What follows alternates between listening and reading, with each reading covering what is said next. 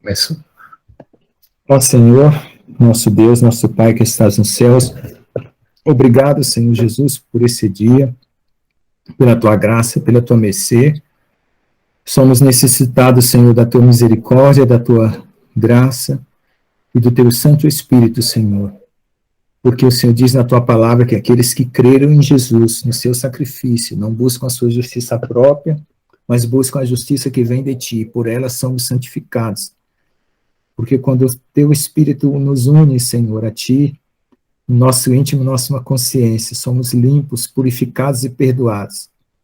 Por isso, Senhor, nos dê essa união consagrada, perfeita, eterna, pelo teu Espírito Santo, Senhor, que nos faz um contigo.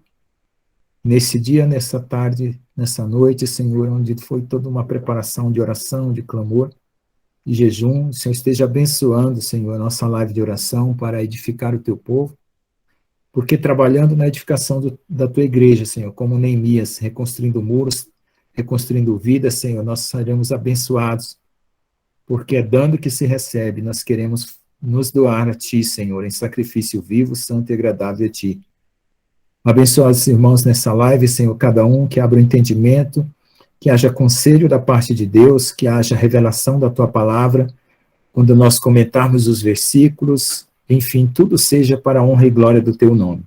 Assim nós oramos em nome de Yeshua HaMashiach, o teu amado Filho, ó Santo Deus e Jeová. Amém. Bom, pode falar, irmã Tânia. Levantou a mão, pode falar, aqui é casa da... Não, desculpa, irmão, porque eu não estou acostumada ainda com esse negócio de levantar a mão. Eu ia falar amém. Amém, tá ótimo. É porque mudou, né? Mudou o negócio aqui, eu fui apertar no... Eu vou ficar atento para atender vocês aqui, ó, porque na hora que entra, eu tenho que dar permissão para entrar, tá bom? Bom, irmãos, hoje nós vamos começar o seguinte, o livro de Enoque é um livro que a gente tem que andar pelo caminho das pedras. Por que eu falo caminho das pedras? Porque o caminho de pedras é um caminho que a gente tem que olhar onde pisa, né? Se a gente pisar numa pedra falsa, a gente cai. Eu creio na revelação do livro de Enoque. Eu não tenho nenhum problema, não sou como o nosso irmão lá, arqueólogo, né? Da Igreja Adventista, é o Rodrigo, né? Como é que é? Rodrigo? Não é o nome daquele irmão arqueólogo? Eu esqueci o nome dele. Rodrigo Silva. Rodrigo Silva. Por quê? Por que eu creio no livro de Enoque? Uma, porque ele acusa as pessoas de pecado, né? Normalmente, um livro, dificilmente, quando ele é herético, ele acusa as pessoas de pecado. Sempre está todo mundo muito bem, ninguém precisa prestar conta com Deus e tal. E ele me choca muito, porque o nível de santidade que ele requer, através da exortação da palavra de Enoque, é muito alto. É no mesmo nível de Mateus, capítulo 5 e 6, que era a exortação de Jesus, né? A outra, porque eu creio que os anjos vieram na Terra. Por que tem gente que fala, anjo não pode ter relação com mulher, não pode... Sabe por quê? Porque eles não conhecem categorias de anjo. Quando eu fiz o curso de hebraico, o professor deu uma aula só sobre categorias de anjo. E tem uma categoria de anjo que eles podem se tornar em forma humana. Tá? Então, se esses anjos tinham essa categoria, eles tiveram aí essa deliberação por conta própria, né, de sua própria vontade, de vir aqui na Terra e contaminar a humanidade, porque, veja só, nós temos a queda de Satanás, que foi a primeira queda, certo? Espera só um pouquinho que tem gente aqui, ver tudo. Várias pessoas querem participar. Ver tudo. Permitir. Opa, agora eu entendi. Bom, então vou ficar atento. Então, irmãos, quando você estuda as categorias de anjos, como eu estudei no hebraico, quando eu fiz o curso de hebraico com um judeu lá em São Carlos, ele deu uma aula só sobre os Malkot Kadosh, né? Então, o que aconteceu? Ele explicou que tem serafim, querubim, ofanim, né? Tem anjos em forma de rodas, né? Então, e tem, shalom, irmão, e tem anjos que são chamados ishmins, em forma de homens, né? E como houve a queda de Satanás, e depois disso a queda dos anjos, esses anjos pararam nos ares, né? E hoje aí nós vamos ter uma invasão extraterrestre futuramente, porque veja só, o que vocês acham que vai acontecer daqui para frente? Engano, né? A ciência, eu sou assim, eu sou formado em física, tenho bacharelado, tudo, mas eu não condeno a ciência como algumas pessoas condenam, porque eu sei onde eu estou pisando, eu sei qual é a parte da ciência perversa e a parte da ciência boa. Então, eu não saio assim dizendo, tudo é errado, tudo é mentira, tudo é CGI. Não, eu sei distinguir onde que está a CGI e onde que está o certo. Tá bom? Então, por quê? Porque para você criticar, você tem que conhecer, não adianta. E eu vejo, assim, desonestidade, às vezes, em algumas falas de alguns irmãos, porque, irmãos, nós somos chamados a ser santos, irrepreensíveis, não podemos ser desonestos em nada. Eu aqui vou dar um estudo bíblico, com o temor de Deus, porque eu não posso falar nada fora da vontade de Deus, e se eu falar alguma coisa, eu não vou falar como se fosse uma verdade absoluta, né? Por quê? Porque a gente está especulando, estudando, conhecendo, e vai orando, e Deus vai revelando, e assim vai. Tá certo? Então, a gente procura pureza de conhecimento, pureza de consciência, pureza de atitude, pureza de todas as formas, para fazer tudo perfeito, né? Nossa obra não seja de palha nem de feno, né? Para não ser queimada. Então, eu coloquei aqui metodologia de interpretação das Escrituras, né? Então, eu vou falar aqui um pouco. As Escrituras, né? Precisam de um crivo que não seja puramente humano, né? A gente não pode ler a palavra de Deus como se fosse um livro de romance, mesmo que fosse um romance realista, né? Contando a história de alguém, a gente tem que ter um outro critério para ler a palavra de Deus. Aí nós temos a exegese. Exegese quer dizer tirar para fora, explicar a verdade do texto, né? Essa palavra exegese. Ela é feita nas academias teológicas, ela segue uma ciência chamada hermenêutica. Hermenêutica é consistência, uma coisa não pode contradizer outra, né? Só que ela tem uma base grega e aristotélica, né? Ou seja, é uma base filosófica, que não é de tudo errado, certo? Mas a gente sabe que a filosofia ela é limitada. Mesmo São Tomás de Aquino, que é um grande filósofo, ele dizia, a filosofia não vai responder tudo, vai ter que ir para a teologia. E depois da teologia ainda tem a revelação. Então, é algo assim, que são ferramentas humanas, que são úteis, mas não resolve tudo. Então, a ciência é esta que busca a consistência das ideias contidas em um texto com base na análise textual. O que é a hermenêutica? Essa parte aqui, ó. Então, ele analisa o estilo de como o autor escreve, a contextualização histórica dos fatos na época, as condições do personagem e assim por diante. Então, analisa toda essa parte aqui, vamos dizer, física, humana, né? Embora essa forma de interpretar a palavra de Deus não seja inválida, quer falar, irmã? É que eu queria perguntar, porque não está passando lá no YouTube, e aí eu enviei o link para umas pessoas e... Mande o link. Irmã, faça o seguinte, mande o link daqui do Meet, porque lá eu cancelei. Não, minha câmera não funcionou, aqui teve 2 câmeras que não funcionaram, eu cancelei. Eu estou com 3. Tá bom, então. Eu tinha enviado daqui também para algumas pessoas, agora eu vou enviar para as outras. Explique sim, ó, do YouTube não está funcionando, vai entrar lá amanhã só. Quiser participar ao vivo, é por aqui. Amém. Amém? Bom, então veja só. Então, essa forma de interpretar a palavra de Deus, ela tem uma análise textual, análise de autor, né, condições do personagem, assim por diante. Embora essa forma de interpretar a palavra de Deus, ela não é inválida, certo? Mas ela se limita a certa profundidade espiritual. Por quê? Por que a exegese se limita? Porque ela não vai mostrar revelações, porque as revelações são dadas na consciência espiritual, na nossa conexão com Deus, tá? Então, veja só, o que a gente precisa para ter revelação de Deus? Uma vida de santidade. Deus ele não vai dar revelação para uma pessoa que está em pecado. Pessoa, normalmente, que está em pecado, que tem problemas, espirituais, vai gerar heresia, irmão, porque é obra da carne, ele está vivendo na carne, é o bolo da carne. Então, no bolo da carne, além de gerar paixões, concupiscência, desejo, pensamento, tribulação, angústia, vai gerar teologia errada. Entendeu? Então, uma vida de santidade é necessária para interpretar as Escrituras. Então, no que as escolas de teologia são como é que fala? Falhas? Porque nem todo mundo lá anda em santidade. Né? Escola de teologia anda em santidade. E santidade não é religiosidade, santidade é obediência às instruções de Deus. Né?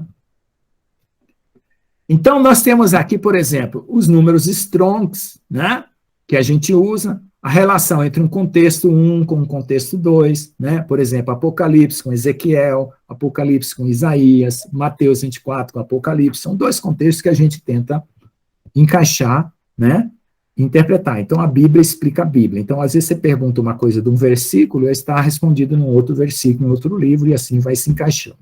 Tá bom?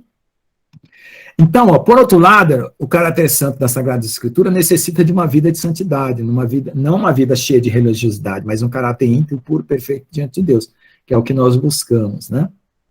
Na verdade, somente o nascido de novo que participa do Espírito de Deus tem comunhão com ele. Pode entender a palavra, o que a palavra de Deus realmente quer transmitir em todas as suas camadas de revelação. Então, agora, ultimamente, nós temos falado muito isso, camadas de revelação. Porque existe mesmo camadas de revelação, né? Eu costumo dizer que a palavra de Deus é um supercomputador, né? Por que é um supercomputador? Porque nenhum ser humano é capaz de escrever um texto onde você tem múltiplas e múltiplas e múltiplas e múltiplas na interpretação, revelação de situações, né, que tanto serve pessoalmente, como serve para a humanidade, serve para todos os assuntos que estão relacionados na Terra, e serve para vários níveis espirituais. Então, é impossível existir um livro humano dessa forma. Então, tá certo? Pois o Senhor Deus não dá revelação a quem não tem intimidade com Ele. Então, intimidade, né, vida santificada, essa é a razão de várias heresias e equívocos de tradutores com experiência puramente acadêmica, porque homens carnais querem dar a Deus uma interpretação própria das ideias contidas no texto santo. Portanto, devemos lembrar, o segredo do Senhor é com aqueles que o temem, e ele lhes mostrará a sua aliança. Está vendo? Ó? Onde é que está a aliança de Deus? Na palavra, Salmo 25, 14. Também temos o princípio da simetria temporal da Sagrada Escritura, pois assim como foi no começo, assim será no fim. Então, onde está escrito isso? Lembrai-vos das coisas passadas desde a antiguidade, que eu sou Deus, e não há outro semelhante a mim, que anuncio desde o princípio, desde a eternidade, as coisas que ainda sucederão. Está vendo? O que digo, o meu conselho será firme e farei toda a minha vontade. Isaías 46, 9 e 10. Quando se compara a palavra de Deus com a ciência humana, muitas vezes o leitor da Bíblia sofre a tentação de valorizar mais a verdade científica do que a palavra de Deus, porque ele acredita ser a verdade científica mais confiável, mesmo sabendo que as afirmações científicas podem estar limitadas à mentalidade da época e a modelos que ainda podem ser reformulados. Ou seja, a ciência pelo princípio da falsibilidade de Karl Popper. O que Karl Popper dizia? Que a ciência, ela se modifica conforme a evolução das descobertas, tá certo? Então, às vezes, uma coisa que está sendo revelada já na palavra de Deus há muito tempo, mais tarde é que a ciência vai comprovar. Está em constante reformulação, né, a ciência. Além do que, ela não pode explicar todos os aspectos da realidade. A ciência não explica toda a realidade, não existe isso. Tá? Porque, portanto, a ciência humana é limitada e incompleta no que diz respeito a explicar as coisas para além da lógica e da razão. Então, aquilo que não for lógico e não tiver a razão humana, a ciência não consegue explicar.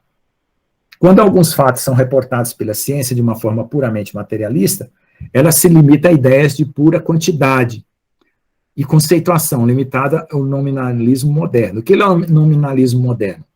É o seguinte, a ciência, ela reduziu tudo, né, sem olhar a origem das coisas, a finalidade das coisas, certo?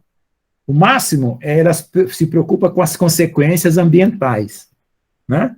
Quando cria uma determinada teoria, uma determinada tecnologia, ela se preocupa no máximo com as consequências ambientais. Agora, por exemplo, vamos pegar um exemplo de limitação científica. Por exemplo, fazer um robô a nossa imagem e semelhança, né, como se fosse Deus. É a vontade de Deus? A ciência nunca vai questionar isso. Por quê? Porque ela não sabe nem para que serve o homem. Como é que ela vai saber se pode fazer um robô ou não? Então, não existe na ciência um crivo de temor, de revelação, que diga assim, não, vocês não podem passar daqui. Então, a tecnologia ela vai a reboque. E é por isso que Satanás se usa dessa inteligência humana e da tecnologia para enganar as pessoas. Por quê? Porque ela cria uma existencialidade fora de Deus, prometendo uma vida que não tem nada a ver com o propósito da criação do universo. Ou seja, Deus é dono do universo. Então, o universo não está solto no vácuo. Não existe, assim, um abandono que, o universo existe por si só. Não existe isso. Deus tem um propósito na sua criação. Mesmo que critique, fala, isso, a teoria está errada, a Bíblia é isso e aquilo. Deus tem um propósito. E eu não quero existir. Eu abro mão da minha existência no universo do Elon Musk. Eu só quero existir no universo em que Jesus Cristo é o Rei e Senhor. Por quê? O que o Elon Musk propõe para a humanidade, Bill Gates, esse pessoal propõe?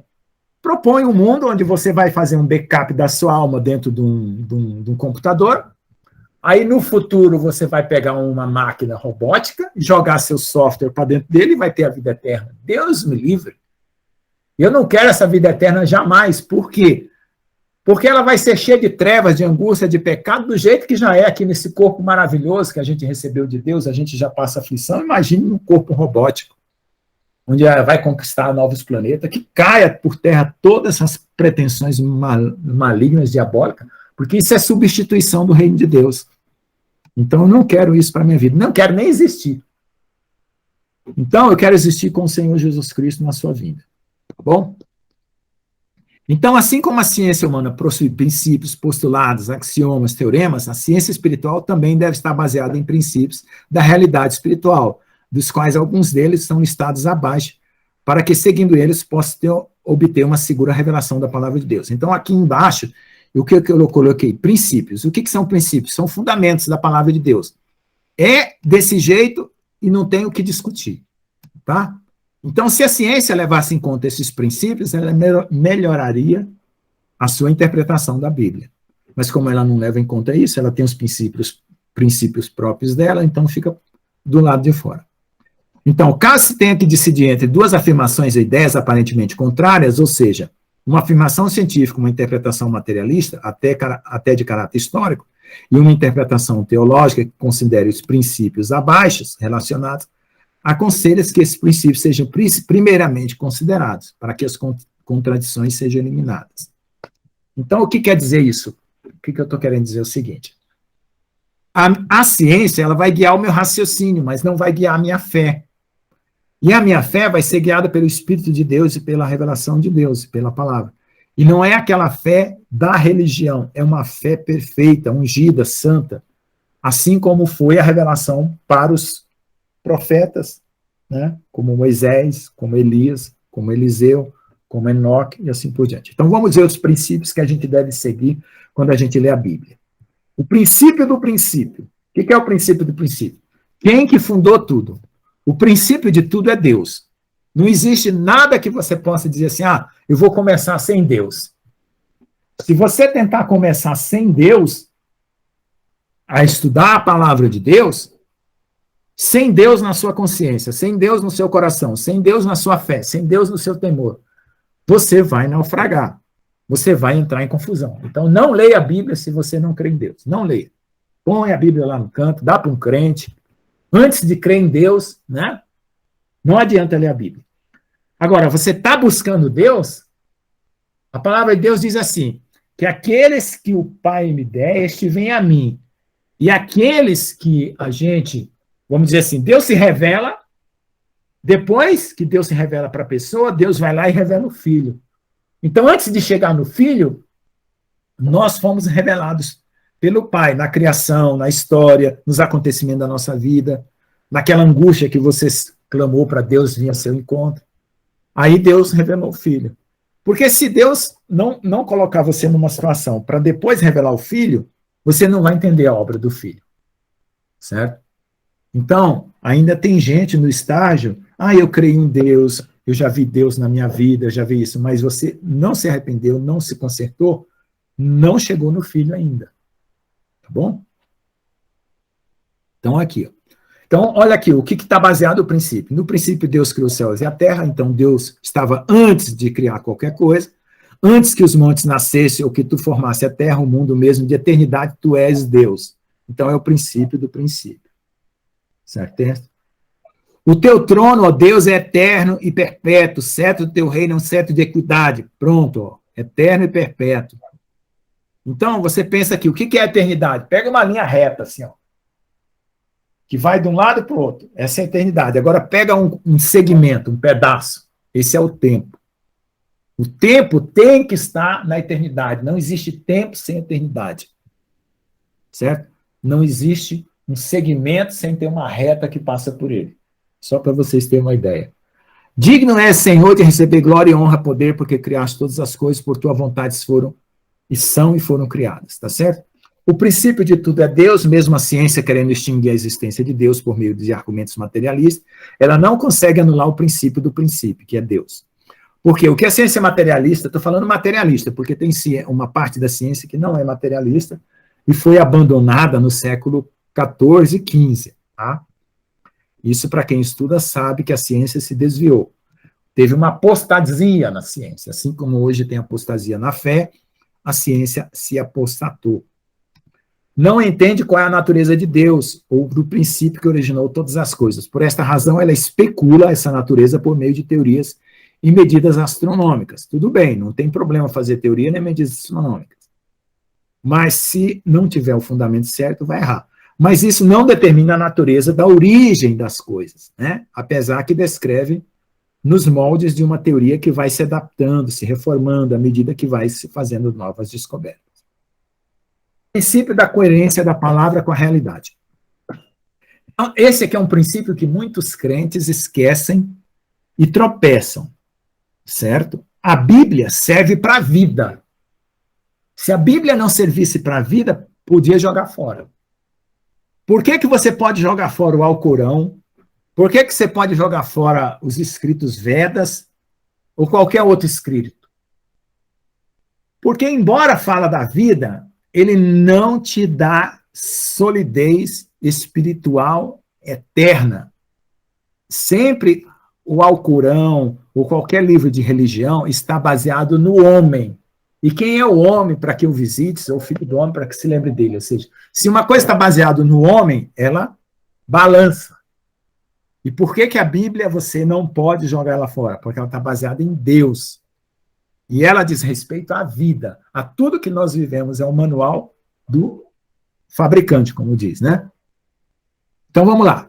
João, as 7 igrejas que estão na Ásia, graça e paz esteja convosco da parte daquele que era, que é e que há de vir, e dos 7 espíritos que estão diante do trono. Então por que eu estou colocando aqui o versículo que corresponde a esse princípio? Então, ó, o que Deus ele é, era e há de vir. Então, passado, presente e futuro está contido em Deus. Então, a realidade está contida em Deus. A palavra de Deus é coerente com a realidade, seja esta passada, presente e futuro. Isso acontece porque ela é a própria criadora da realidade. Quem criou a realidade foi a palavra de Deus. Certo? Aí eu coloquei aqui naquela parte do nominalismo, né, que eu tenho um livro aqui, onde eu explico essa questão do nominalismo. Mas isso aqui é só uma explicação. Vamos ver lá. O que o homem tem por realidade é apenas a sua visão pessoal da realidade, não a própria expressão da realidade em si. A ciência busca uma descrição cada vez mais próxima da realidade em suas diversas áreas. Então, nós temos a biologia, a psicologia, a matemática, a física, a química, que são pedaços da realidade que tenta se juntar. Contudo, a ciência humana está limitada à forma de ver e entender a própria, aqui está errado, né? Realidade devido às limitações de sua forma de pensar e expressar a realidade. Então, para entender a realidade completa, né, tem que juntar todas as áreas da ciência mais a parte espiritual. Princípio da verdade. A palavra é a verdade. Santifica na verdade, a tua palavra é a verdade. Você pode falar uma verdade? Pode. Eu almocei hoje. Hoje eu orei. É uma verdade. Mas a verdade que a gente procura não é a verdade dos acontecimentos que você consegue descrever. É a verdade da consistência que deu origem a tudo que existe. E quem deu origem a tudo que existe foi Deus. Certo? E a verdade daquilo que você se apoiando, você não vai se perder. Né? Por quê? Porque vamos supor que eu me apoio aqui num dos irmãos. Né? Vamos pegar aqui o irmão Arthur. Eu vou me apoiar no irmão Arthur. Eu vou me segurar no irmão Arthur e no dia da minha morte, na hora da minha aflição, eu vou clamar o irmão Arthur. Eu vou ter condição de atravessar para o outro lado da vida sabendo que eu tenho uma estrutura sólida para me apoiar através do irmão Arthur? Não, né? Porque ele também precisa de uma. Agora, por que na hora da morte, na hora da aflição, na hora da angústia, e quando nós tivermos que passar para a vida eterna, nós podemos clamar ao Senhor Jesus e Ele vai nos dar respaldo? Porque Ele está na eternidade. Ele saiu daqui para lá, Ele veio de lá e voltou para lá. Então, Ele está solidificado, é rocha eterna. Então, Ele não é que nem eu, que estou como um desenho no pedaço de papel, querendo sair fora, né, do pedaço de papel que é esse mundo, essa vida. Tá certo?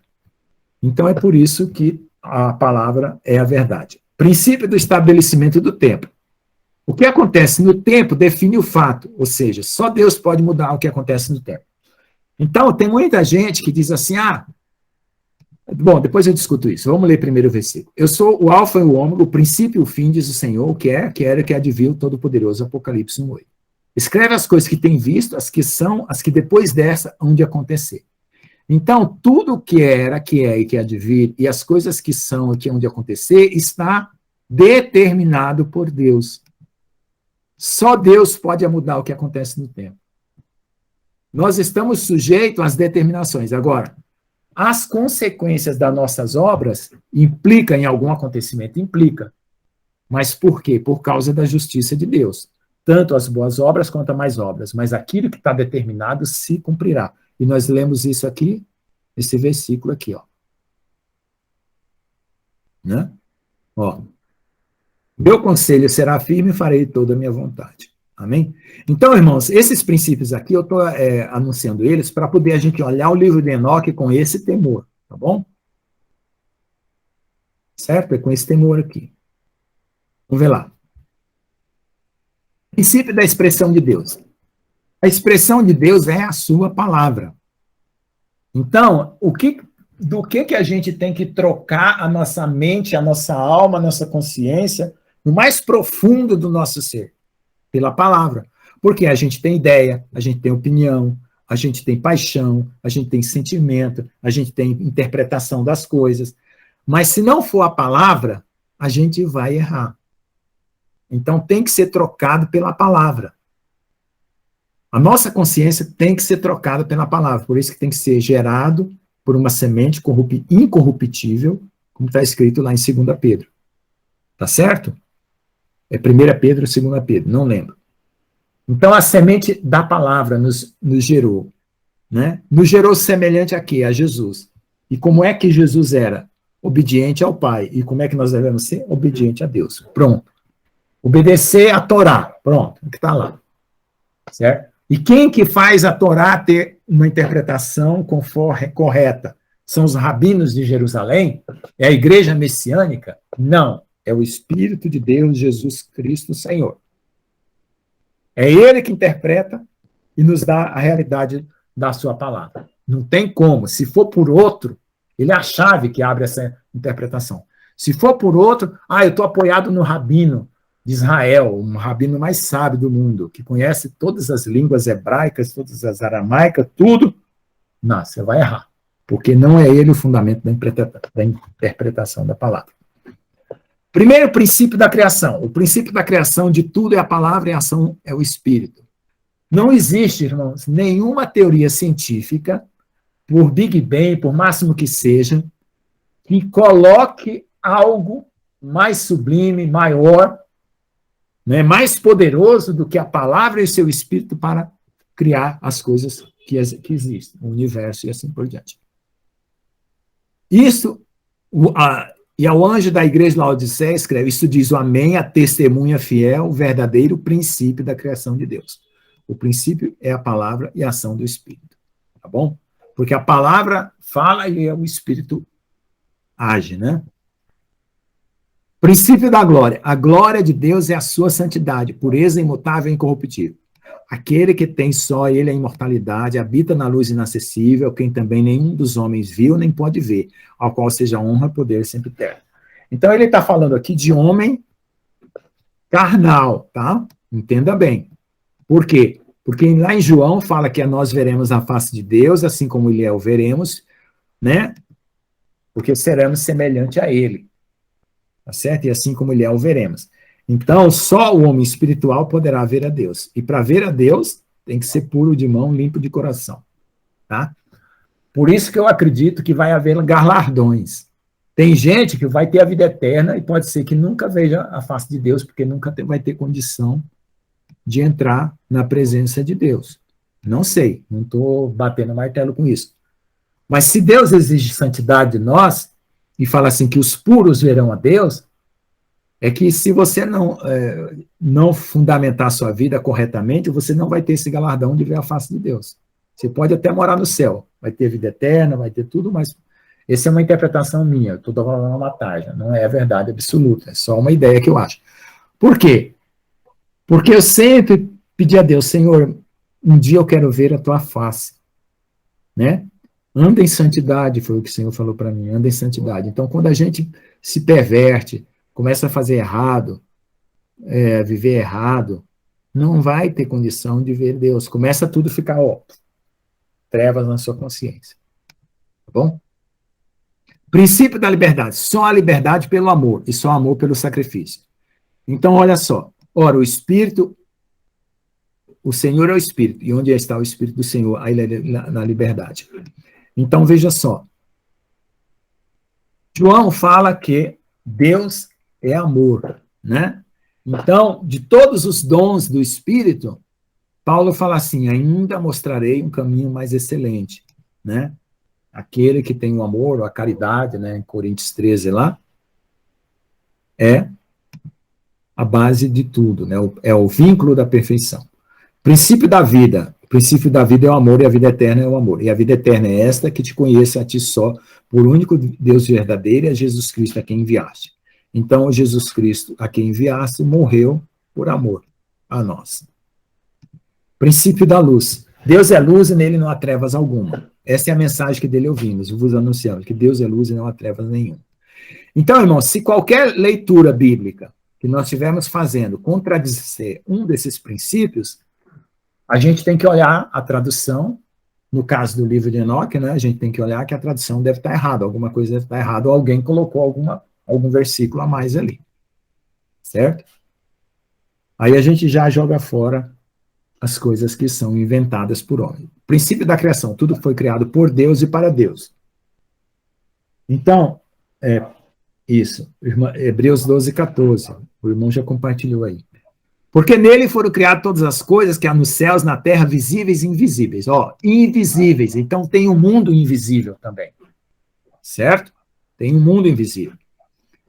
Pelas descobertas científicas, 7% do universo é o visível. 93% é o invisível.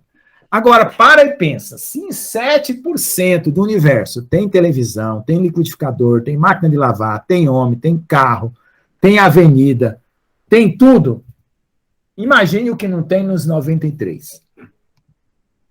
Tá bom? Sejam principados, dominações, principados, potestades, tudo foi criado por ele e para ele. Certo? Tudo sai de Deus e volta para Deus. Nós só temos o privilégio de participar disso. Princípio da existência. Não há nada existente nem subsistente fora de Deus. Né? Então, e ele é antes de todas as coisas, e todas as coisas subsistem por ele. Até Satanás precisa de Deus para existir. Porque se Deus quisesse extinguir ele extinguiria. Certo? Como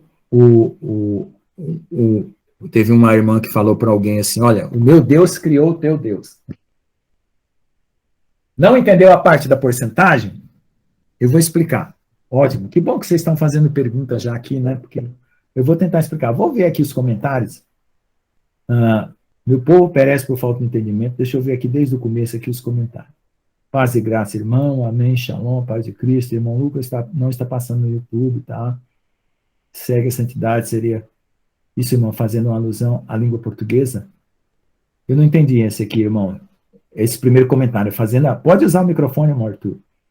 Fazendo alusão à língua portuguesa, refletindo Cristo. Creio que é esse mesmo, irmão Arthur. O povo perece por falta de entendimento, amém, a vontade de Deus, sem sentar. A parte da aposentagem. É o seguinte, irmão, vou explicar. Você pega um telescópio, certo? E liga uma câmera.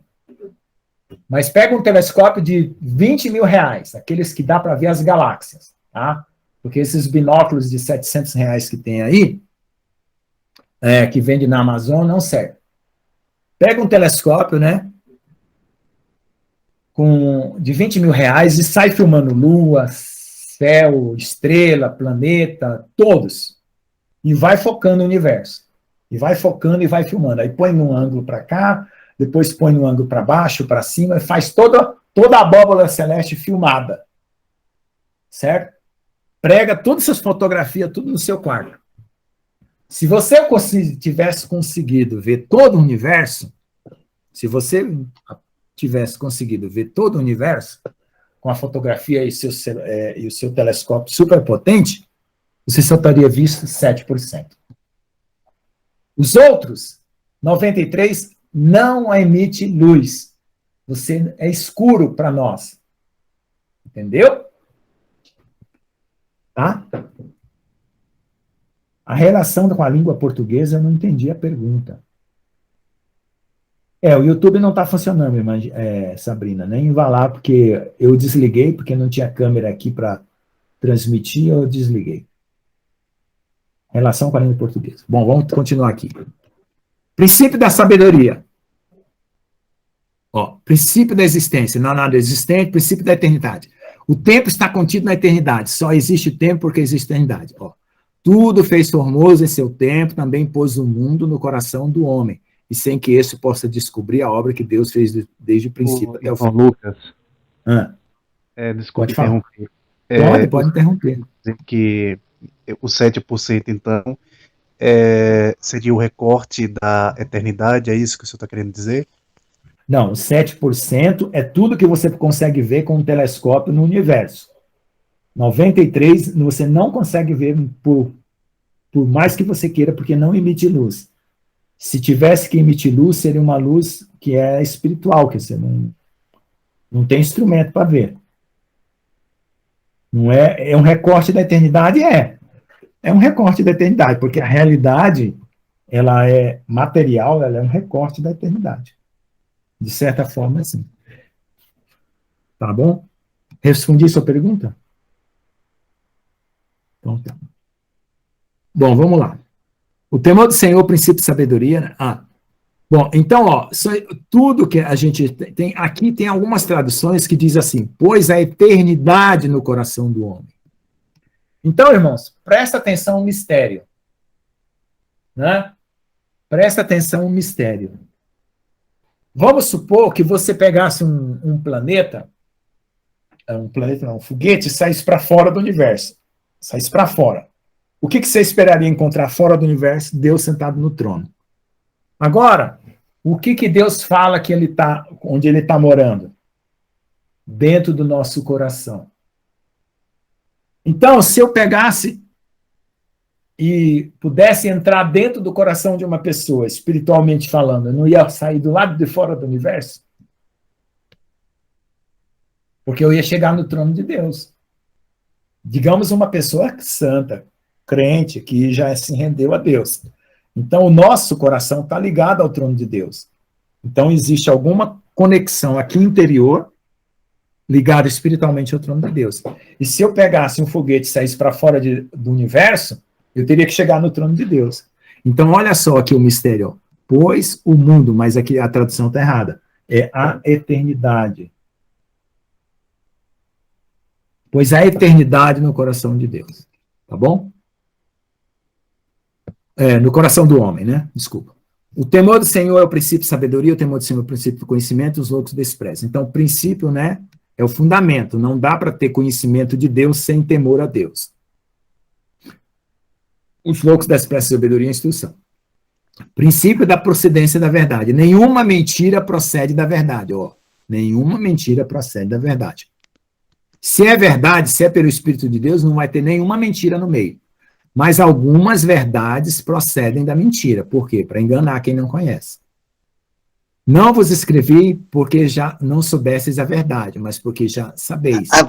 E porque nenhuma mentira vem da verdade. A Pode paz falar, do quem quer. Senhor. Amém, irmão? Ernesto. Aqui é o Ernesto, da cidade de Casimiro de Abreu, estado do Rio de Janeiro. Paz, Senhor Jesus, seja bem-vindo. Estamos na nossa live aqui aprendendo mais da palavra de Deus. Vamos lá. Amém. Vamos lá. Aí, a hora que o irmão quiser fazer uma pergunta, pode perguntar, tá bom? Aham. Seja bem-vindo. Tem bastante irmãos aí, a gente pode parar para explicar, não tem problema nenhum. Princípio da eternidade de Deus. Deus foi sempre Deus e sempre será Deus. Salmo 92, Salmo 45, 6. Antes que os montes nascessem, tudo formaste a terra e o mundo, mesmo a eternidade, tu és Deus. O teu trono, ó Deus, é eterno e perpétuo. O cetro do teu reino é um cetro de equidade. Bom, aí, você pergunta, o que é Deus? O que é Deus? Essa palavra parece uma caixa preta, né? Você não consegue saber. Deus é um ser eterno que vive por si mesmo, que não precisa de criação, né? Ele existe por si só e é eterno. Princípio do caráter íntegro de Deus. Então, esse princípio aqui é um dos mais importantes para se analisar a palavra de Deus. Por exemplo, se você vê um versículo que está traduzido errado e fere o caráter de Deus, você pode jogar fora. Vou lhe mostrar na Bíblia aqui, ó, católica, que diz o seguinte, que Jacó adorou a ponta do bordão quando foi abençoar os seus filhos. E lá está escrito que ele adorou, né? Como é que foi que está escrito lá? Apoiou-se no bordão, né? Se alguém se lembra onde está esse versículo, eu leio aqui para vocês verem como é que está escrito errado isso aqui. Então, isso fere o caráter de Deus. Deus não é idólatra, não ensina ninguém a adorar nada. Nem ponta de bordão, nem nada. Então, essa tradução aqui, ó, está escrito aqui, ó. Bíblia Ave Maria, uma tradução dos originais hebraico e grego, feita pelos monges de Maresdos, Bélgica. Se uma Bíblia me ensina a adorar ídolos por uma tradução errada, esta Bíblia está errada. Porque Deus, ele não vai se contradizer, ele não vai falar mal dos ídolos de um lado e vai mandar adorar do outro. É em contradição ao caráter de Deus. Certo? Por que eu tenho ela? Para fazer estudo, irmão. Porque senão, se eu não descobrir que está escrito isso aqui, eu não posso combater um católico. Tá bom? Justo é, Senhor, retos são os seus juízos. Porque a palavra do Senhor é reta, todas as obras são fiéis. Para anunciar o que o Senhor é reto, é a minha rocha, e nele não há injustiça. Então, injustiça é toda forma de pecado. Teorema da força de Deus. Eu brinquei aqui, coloquei um teorema. Então, o Espírito é força e ação. Ou seja, o que o Espírito produz em nós? A força de Deus e a ação de Deus para obedecer. O mandamento de Deus é força direcionada à obediência. Se você não souber o mandamento, você não tem força para obedecer. Tudo que existe dentro de você se resume à sua força e seu espírito. Espírito é consciência, né?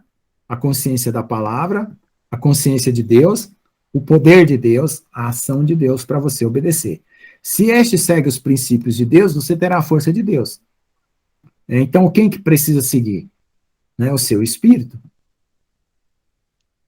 Porque a força de Deus, ou que é o mandamento, é direcionada a um objetivo que é a vida eterna do Espírito de Deus dentro de você.